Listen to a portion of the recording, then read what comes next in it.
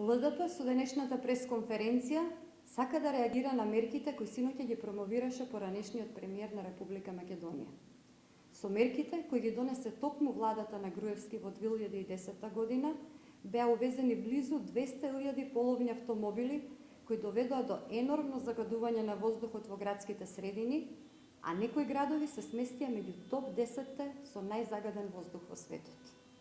Во услови на беда и сиромаштија, со потценувачка минимална плата, со младина која масовно се иселува од државата во потрага по достоинствен живот, тој одлучи да дава субвенции на граѓаните за набавка на електричен автомобил, заборавајќи дека единствениот виновник за лошата економска и еколошка состојба во државата.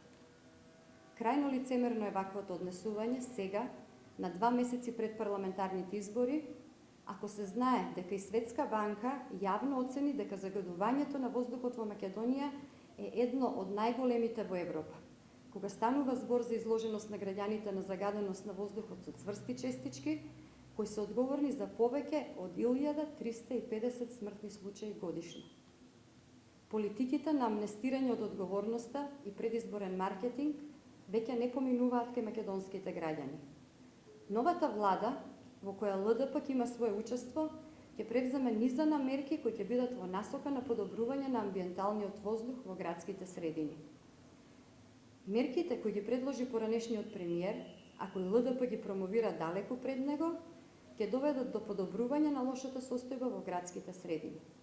За таа цел, сакаме да ги представиме мерките кои ЛДП ги предложи во својата програма уште во месец март, со цел да се види големата сличност со мерките промовирани синоќа.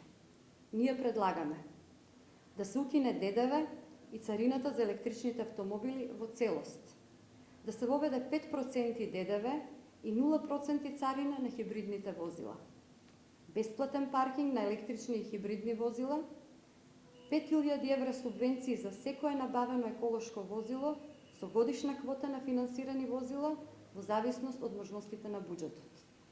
Државата да инвестира во мрежа на пунктови каде граѓаните ќе можат бесплатно да ги полнат батериите на своите електрични автомобили. Ви благодарам.